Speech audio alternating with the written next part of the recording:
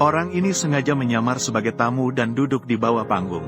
Dan dia juga mengirim seseorang untuk membawa anjing. Untuk menikahi pengantin wanita itu sebagai gantinya. Dia pikir dengan cara ini dia bisa merendahkan pengantin wanita. Pengantin wanita itu akan mundur dengan malu. Tidak disangka wanita itu tidak hanya tidak marah, tapi dengan tenang mengucapkan kata-kata balasannya. Bodoh. Dia benar-benar bodoh. Kamu bilang apa? Tindakanmu ini memberitahu semua orang yang hadir bahwa aku menikahi seekor anjing. Jadi, maksud dibalik kata-kata ini, apakah maksudnya Fu Yanting adalah binatang? Kamu, apa katamu? Bagaimana mungkin kita akan menghina kakakku? Pada saat itu, Wang Cai tiba-tiba melepaskan diri dari tali. Pengantin wanita yang tersandung oleh Wang Cai tanpa sengaja melepas penutup kepalanya. CEO merasa sangat familiar begitu melihatnya. Dan wanita ini adalah orang yang telah lama dicarinya sebagai penyelamatnya. Hanya karena beberapa hari yang lalu, saat wanita pergi ke gunung untuk mengumpulkan obat, dia menemukan adegan di mana CEO dikejar oleh musuh. Sebagai seorang dokter, tentu saja dia tidak akan diam saja.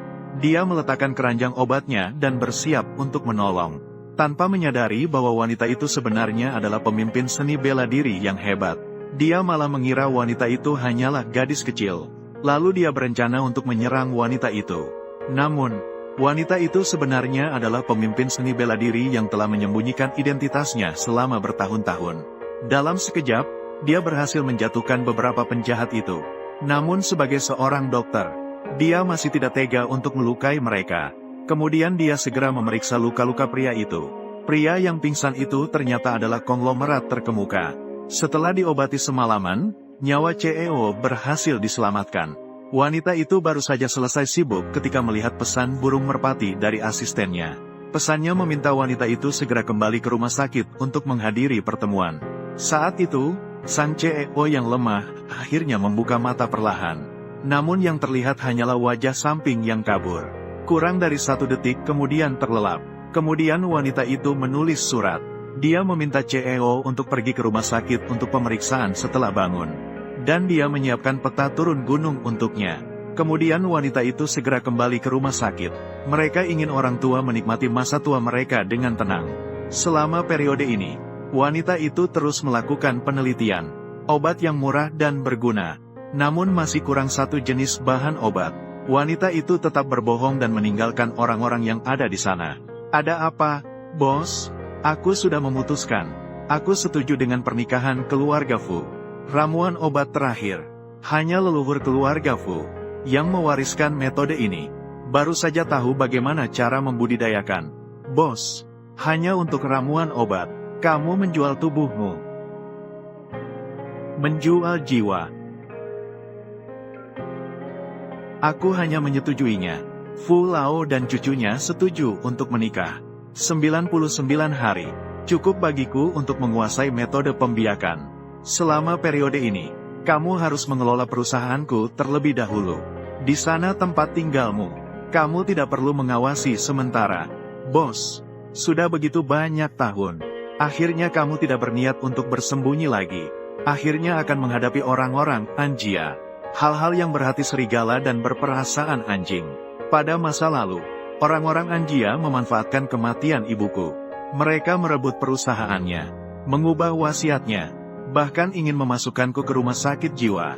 Namun tak disangka aku bisa melarikan diri, bahkan menjadi tabib terkenal yang dihormati semua orang. Aku mewarisi tekad ibuku. Ibu, aku akan merebut kembali segala yang milikmu.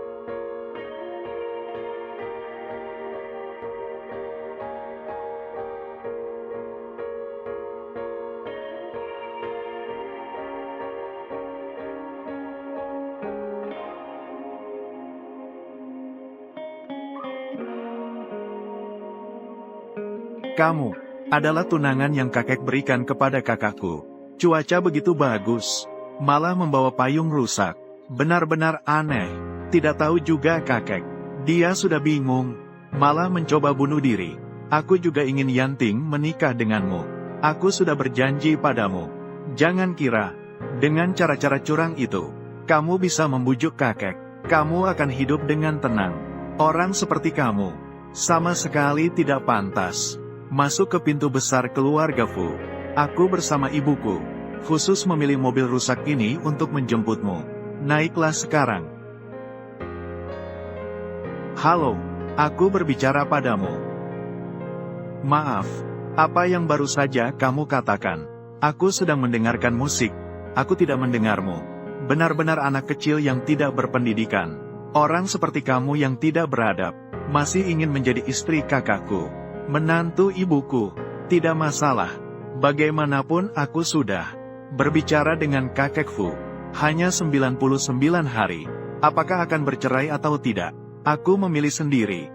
Kamu berbicara seolah-olah ada yang memaksa kamu menikah.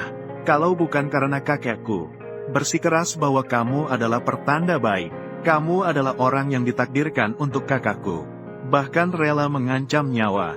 Kamu pikir orang seperti kamu berhak masuk ke pintu besar keluarga Fu kami? Sudahlah, jangan bicara lagi.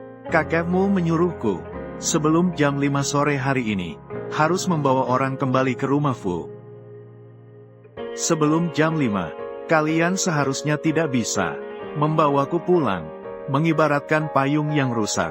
Kamu berbicara omong kosong. Benar-benar mengira, seolah-olah menjadi orang hebat. Sudahlah, jangan buang waktu. Ayo kita pergi cepat.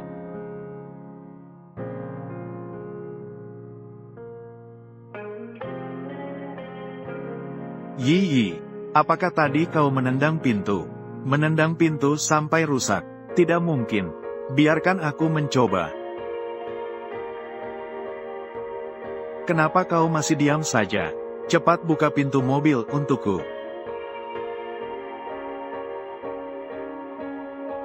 Meskipun pintu mobil rusak, apa masalahnya? Percaya atau tidak? Satu telepon dariku. Dalam hitungan menit, aku bisa panggil armada mobil mewah. Mengapa tidak ada sinyal sama sekali? Aku lupa memberitahu kalian. Di sekitar sini ada rumah sakit jiwa. Karena takut mengganggu pengobatan pasien.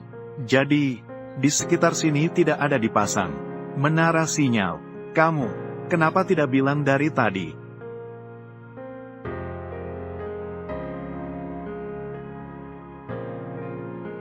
Kenapa tiba-tiba hujan?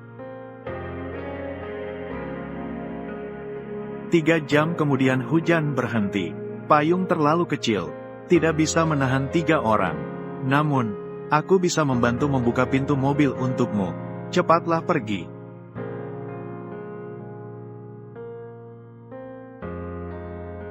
Pintu mobil sudah terbuka. Jadi aku akan pergi dulu. Ibu, lihatlah dia. Dia sama sekali tidak menghormati dirimu. Tunggu dia masuk ke pintu gerbang Fu. Tidak ada yang bisa menyaingi dia. Nyonya, pintu mobil terbuka, silakan naik. Kamu, naiklah terlebih dahulu. Fu, apa yang aku minta kamu periksa? Bagaimana hasil penyelidikannya? Fu, kamu memintaku untuk menyelidiki gunung itu. Namanya Gunung Wufeng, milik kuil Xuan Man Yuyin. Di mana orang yang menyelamatkanku? Seluruh Gunung Wufeng tidak dibuka untuk umum. Tidak ada perangkat elektronik di gunung itu. Jika tidak ada yang mengarahkan, orang biasa tidak bisa masuk daerah inti gunung. Maaf, Fu, wanita itu. Aku benar-benar tidak bisa menemukan sedikit pun informasi. Memang seperti yang aku duga. Fu, bisakah kamu memberitahuku namanya? Aku meminta organisasi peretas untuk meretas basis data. Saat itu langit terlalu gelap. Aku tidak bisa melihat dengan jelas wajahnya. Dia juga tidak meninggalkan namanya. Dia menyelamatkan keluarga terkemuka di Haicheng, namun tidak meninggalkan nama. Identitasku mungkin berguna bagi orang lain, tapi bagi dia, aku rasa tidak terlalu berpengaruh. Fuzong, aku tidak percaya. Di dunia ini, masih ada yang bisa menolak hutang budimu. Pasti karena kamu tidak mengungkapkan identitasmu. Jadi dia tidak memberitahumu namanya.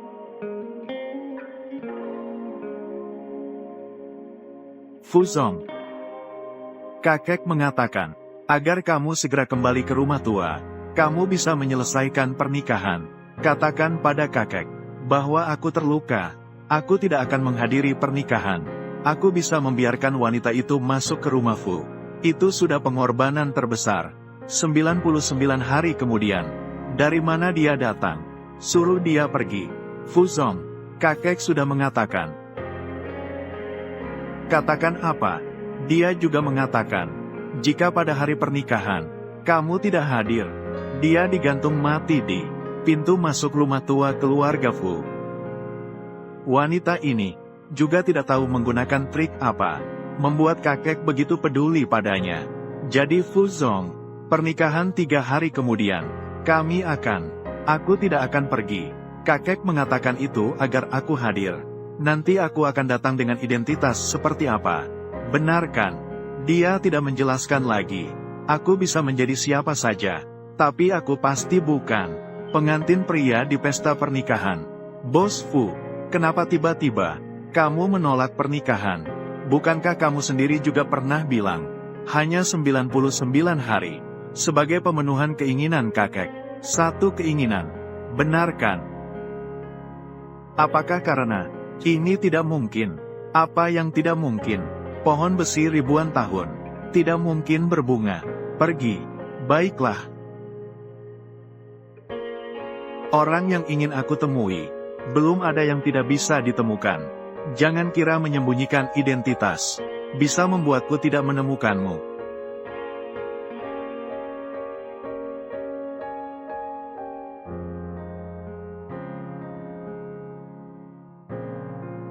Pengantin pria ini tidak muncul.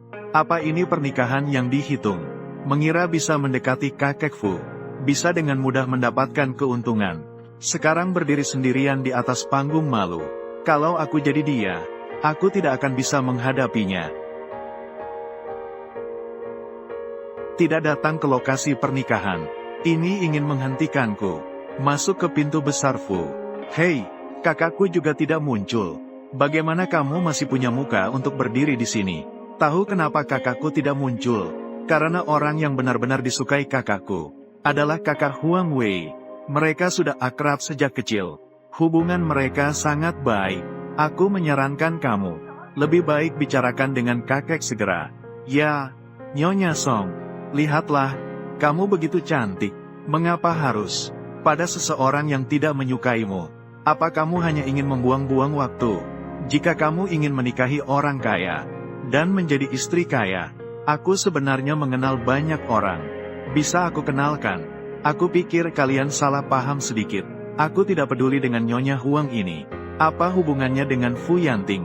Janji kepada kakek Fu tidak akan berubah. Sudah disepakati untuk menikah dengan keluarga Fu selama 99 hari. Tidak akan lebih dari 1 hari. Jangan malu-malu. Yi, mengapa harus marah dengan orang seperti itu? Karena itu, jika dia ingin meraih yang lebih tinggi, maka aku akan memberinya kesempatan ini.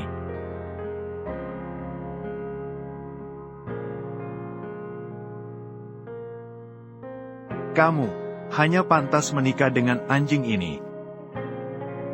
Bodoh, memang bodoh. Kamu bilang apa? Cara kamu ini sedang memberitahu semua orang yang hadir, aku menikah dengan anjing. Jadi maksud dibalik kata-kata ini, apakah maksudnya Fu Yanting adalah binatang? Apa katamu? Bagaimana mungkin kita akan menghina kakakku? Cukup.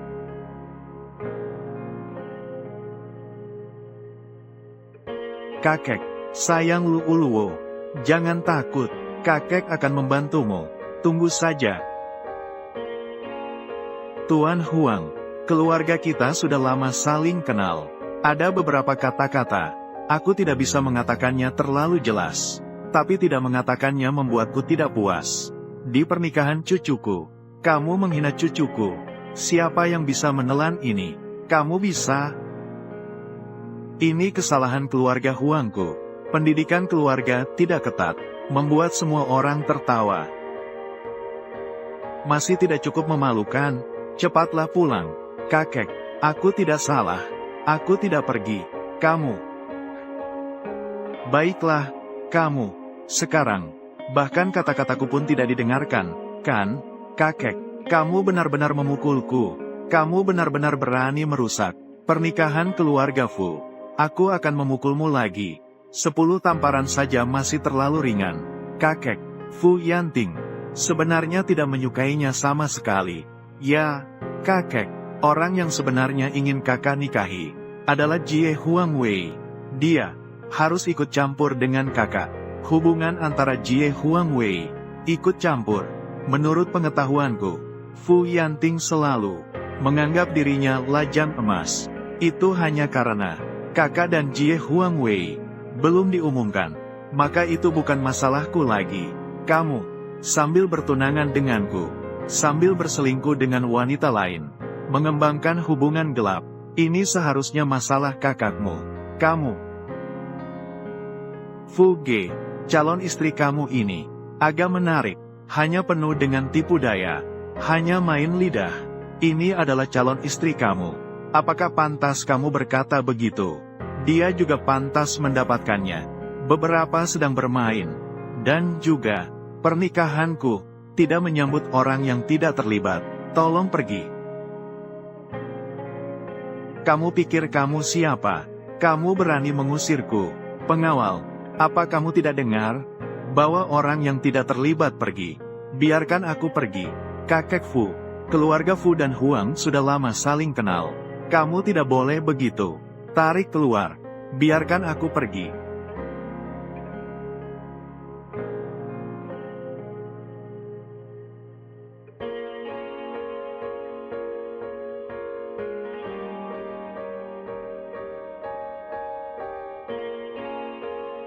Itu dia.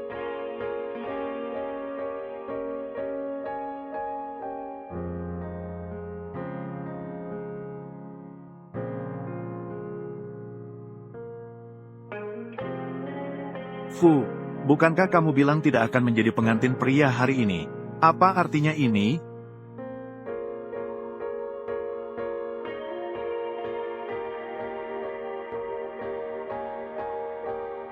Kamu berani memukulku? Ada masalah jika aku memukulmu? Jika posisiku tadi terjatuh sedikit lagi ke kiri, serpihan kaca di lantai akan langsung menusuk arteri di leherku. Karena seorang pria begitu jahat, ingin membunuhku. Jangan pura-pura di sini. Itu terlalu berlebihan. Kamu hanya terluka sedikit. Aku tidak dengan sengaja melakukannya. Ingatlah, nyawaku diberikan oleh guru, dicuri dari surga. Dia memperlakukanku seperti permata. Apa kau pikir dirimu? Dan juga ingin membunuhku. Hari ini aku hanya memukulmu sekali. Tidak akan membinasakan seluruh keluarga Huang. Ikut mati. Sudah ku bilang, atas wajah kakek Fu, sangat murah hati.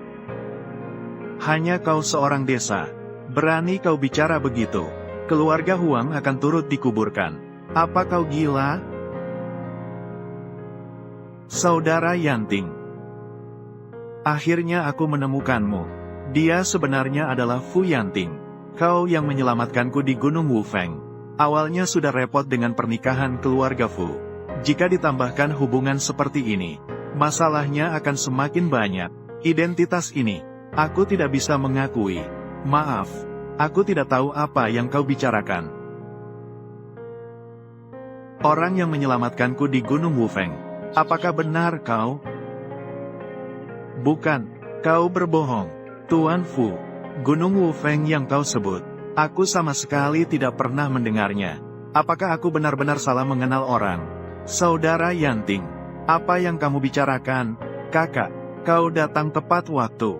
Barusan wanita gila ini berani menamparkan Kak Huang Wei. Lihatlah wajah Kak Huang Wei. Semuanya bengkak karena pukulannya. Hampir rusak wajahnya. Kamu paling hanya akan merusak penampilan. Namun dia hampir kehilangan nyawanya karena kamu. Nyaris kehilangan separuh nyawanya. Aku tidak peduli apakah kamu dia. Karena kamu terluka di wilayah keluarga Fu kami. Aku memiliki kewajiban untuk bertanggung jawab padamu. Aku akan membawamu ke rumah sakit. Baiklah, segera bawa Luo ke rumah sakit. Cedera dia tidak ringan. Tidak perlu. Aku bisa pergi sendiri.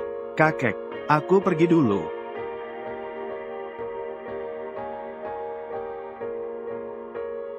Kakak Yanting, aku juga terluka. Aku juga akan pergi ke rumah sakit. Kakak Huang Wei, aku akan menemanimu pergi bersama. Hei, lihatlah, luka kamu. Jika tidak pergi ke rumah sakit, mungkin akan sembuh sendiri. Kamu, ayo pergi.